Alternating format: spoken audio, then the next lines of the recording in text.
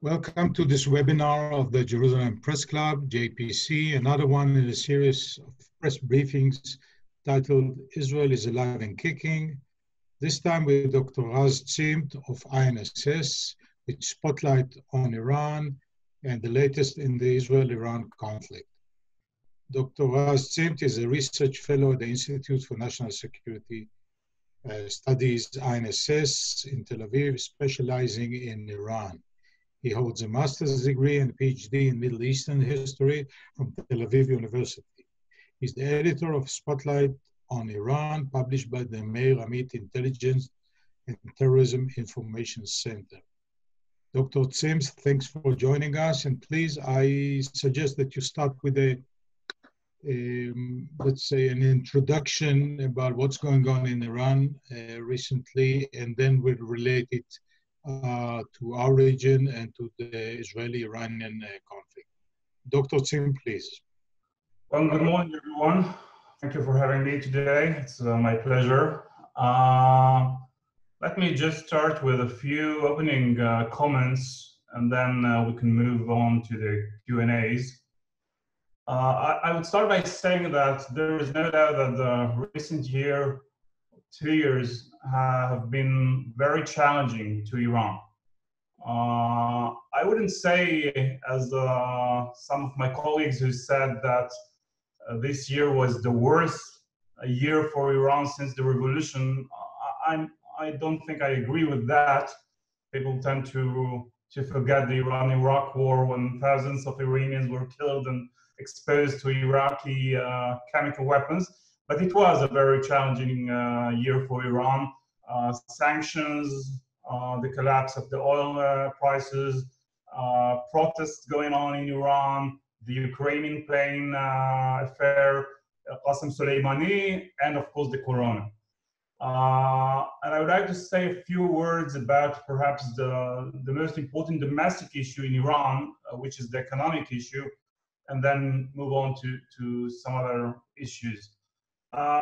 There is no one would question that Iran's economic situation is in a very dire situation right now. It was in a very bad situation before the corona, and I would say that it is even in a worse situation right now. One of the main reasons, in my view, is that the coronavirus managed to affect not just those economic sectors which are more vulnerable to US sanctions. I mean, if you'd asked me 5 or 6 months ago about the economic situation in Iran, I would say that yes, of course, the economic situation is very bad. The sanctions had major effects on Iran's economy, but not all economic sectors in Iran were affected by the sanctions. If you look at Iran's GDP, you perhaps know that today, unlike in the past, only 20% of Iran's GDP is oil oriented. 50% is services, 20% industries, and those sectors were more affected by the coronavirus. So if you look, for example, at the data released recently by the Iranian Parliament Research Center, saying that because of the corona, Iran will probably have something between 3 to 6 million additional unemployed. This is a major development in Iran. So I would say that the combination between sanctions, the coronavirus, and the oil prices will make it much more difficult for Iran to deal with the economic problems, especially when we're talking about budget deficit, unemployment, inflation. Having said that, I think we have to ask ourselves two main questions concerning the economic situation in Iran. One question is whether the economic crisis in Iran, especially today, is likely to reignite more waves of protests in Iran, as we've seen over the last 2 years, at the end of 2017, and then the riots which broke out in Iran in last December. I think the simple answer is yes, they may do that. I mean, if there are really going to be 2 or 3 million additional unemployed in Iran, this may certainly refuel more protests in Iran. But I think we have to keep asking ourselves whether a new wave of protests in Iran will be more successful concerning the stability of the Iranian regime. And my assessment has always been, and I haven't changed it in recent years, that the Iranian regime is not on the verge of collapse. And we can elaborate on it later on, but I would just say that in my view, the protest movement in Iran still suffers from major weakness, not just due to the ability of the Iranian regime to use many effective tools to deal with any kind of challenge to its stability, mainly the revolutionary guards, but also because when we see the protests which erupted in Iran over the last 2 years, we can see, for example, that there are major organizational and other weaknesses. For example, we still don't see Iranian middle class, especially in Tehran, joining those protests. Many Iranians would tell you that, yes, they're very frustrated with the situation in Iran, but they're more afraid of the alternative, and that's why they don't go and try to do something against the regime. So this is one question to ask: what are the implications of the economic situation on the stability of the regime? And again, from what I see, even if we have a new wave of protests in Iran, it's very unlikely to see a political change in Iran in the upcoming future. Another question. I have a quick question for you. Excuse me for interrupting. How much we trust the information that comes from Iran? I mean, how accurate the statistics, the numbers, the protests, for example, the number of people affected by corona. I think there are some 4,000 deaths there or more. How much do we trust? Look, we should not trust the official numbers coming from Iran, either on coronavirus or economic issues. For example, let me give you an example. The official unemployment rate in Iran is approximately 11 to 12% overall. But we know that one of the ways to manipulate those numbers is, for example, by presenting women housewives as employed. So that, of course, reduces the rate of unemployment. I think there are some numbers which are more trustable. For example, most observers of Iran would tell you that inflation in Iran is something between 30 to 40%. Coronavirus numbers are probably much higher than the official numbers, but I would say that it's not just an issue of lying. It's an issue of either manipulation or different methodology used by the Iranian authorities to measure the number of deaths. For example, they admitted themselves, Iranian officials over the last few weeks have said again and again that if someone dies from coronavirus but he was not admitted to the hospital, he will not be included in the statistics of the casualties. If someone died from corona but also suffered from other illnesses, he will not be considered as someone who died from corona.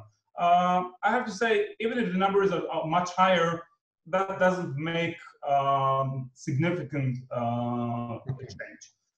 The second question concerning the economic issue is not just its impact on the stability of the regime, but its impact on Iran's policy.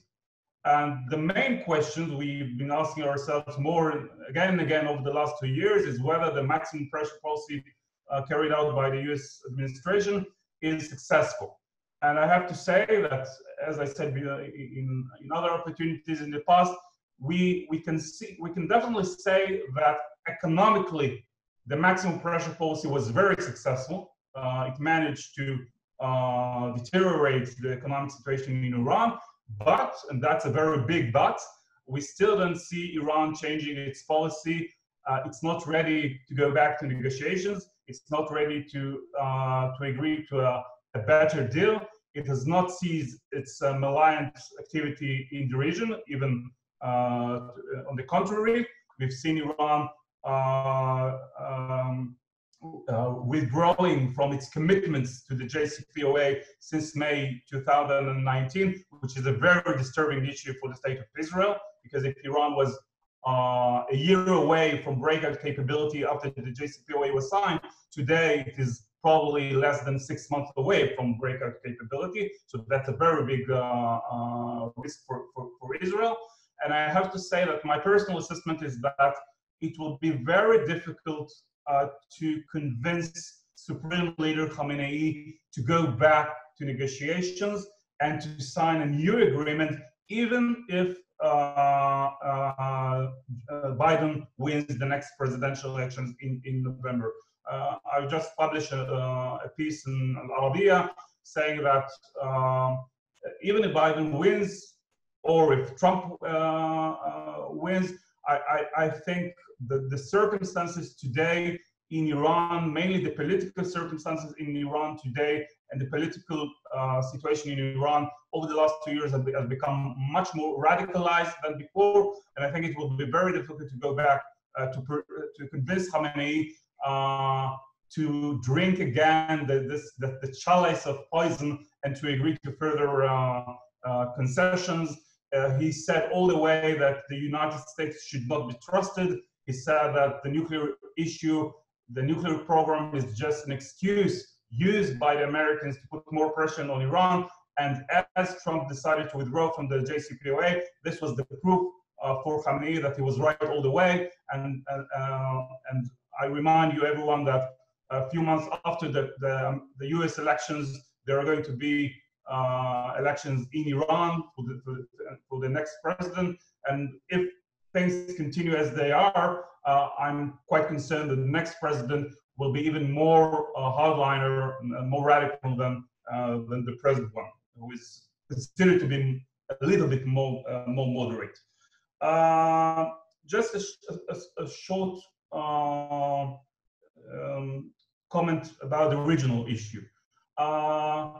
You will probably ask me about Syria, so I'll leave it to that, but I will just say that the number of journalists who asked my view about this report saying that Iran is withdrawing from Syria was probably higher than the number of Iranians who actually left Syria over the last few months. I would say that my assessment, and again, I can elaborate on it in the Q&As, I would say that in my view, Iran has, or let me rephrase, the number of Revolutionary Guards fighters in Syria has definitely been reduced over the last few years. The main reason is that they don't need so many IRGC fighters in Syria. They sent more than 1,500 IRGC fighters to Syria in 2015. Their number today is probably a few hundreds. And the main reason is the war is almost over. They don't need so many Iranians. But when I look at not the quantity, but the quality of Iranian activity in Syria, mainly establishment of strategic military layouts in Syria, and of course, arming Hezbollah with precise weapons, I can see no difference in the modus operandi of Iran in Syria. I can tell you that the number of flights going on between Syria and Iraq actually increased over the last 2 weeks. So I can see no major difference over that, but we can talk about it later. I have a quick question about that. So you're implying that the Israeli actions don't really have a serious impact on the decision-making of the Iranians? I do think that Israeli activity over the last 2 or 3 years were successful in a way that they managed to delay some of the efforts made by Iran in Syria. They managed to prevent Iran from establishing all the layers it wanted to come up in Syria. For example, if Iran wanted to build up naval or aerial bases in Syria, one of the reasons they were not successful in doing that was because of Israeli activities. If Iran wanted Hezbollah to have by now thousands of precise missiles, that is certainly not the case. Hezbollah probably got something, but much less than they wanted to. So it was successful, but I think that to say that Iran is withdrawing its forces from Syria or is or leaving Syria, that's a very I would say false. That's not my impression. We should also, in my opinion, look at what's going on in Iraq, especially now after new Prime Minister Kazemi has taken control. I think it's too early to say whether this is a problem for Iran. I think Kazemi is, I would say that they prefer Kazemi over Zurfi, who was intended to be the prime minister in Iraq, and they certainly were able to prevent that from happening using both the secretary of the Iranian Security Council, Shamkhani, and the commander of the Quds Force to prevent that from happening. But I would say that there are some signs which might be a little troubling for Iran. We've seen over the last few days the visit carried out by the Iraqi finance minister, for example, to Saudi Arabia. There are some reports about rapprochement between Iraq and Saudi Arabia that might be a little problematic for the Iranians. But I think we have to remember that the two main goals of Iran in Syria, in Iraq, is one, to accelerate American withdrawal from Iraq, and I think they still believe they can do that. And the second one is to preserve their economic, political, and military presence or involvement or influence in Iraq. And I think it's very early to say that even if Kazemi takes some positive actions against the pro-Iranian militias, I'm not sure he will be that successful with that. So the bottom line, before we go to the Q&As, is to remember there are some domestic problems in Iran, mainly economic. There are external pressure on Iran, but I have to say that Iran seems to be very resilient. Actually, before the corona, we even had some positive economic signs, indicators showing that Iran's economy is adjusting itself to the sanctions. And the main question for me is to see whether those challenges will be translated to political change, either regime change or a change in Iran's policy. And I have to say that I don't see that happening right now. Can you conceive a regime change in Iran at all? Let's say the middle class joins, or the oil prices keep dropping, or what? You know, whenever I'm asked, do you think that Iran is on the verge of a regime change or revolution? I always say that I don't think so, but if tomorrow morning I will hear in the radio that there was a revolution in Iran, I will be able to tell you why it happened. It's very difficult to predict such development. I do think that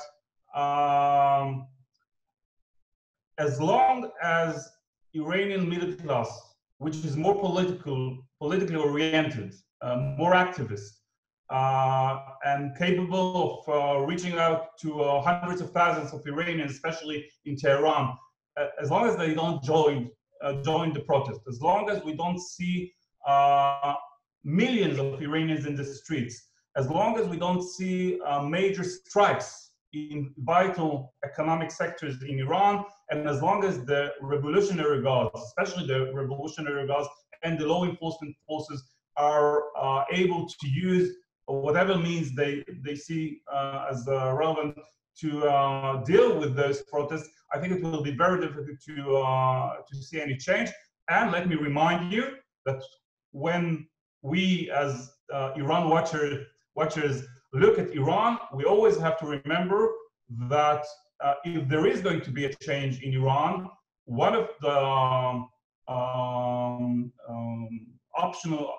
options is not that we will see pro-Western democratic, liberal democracy in Iran, but one of the potential options is that the revolutionary guards are going to take control. This is also a kind of regime change, but it's not going to be. It's probably not going to be better than what's happening today. And by the way, the Iranian people knows that.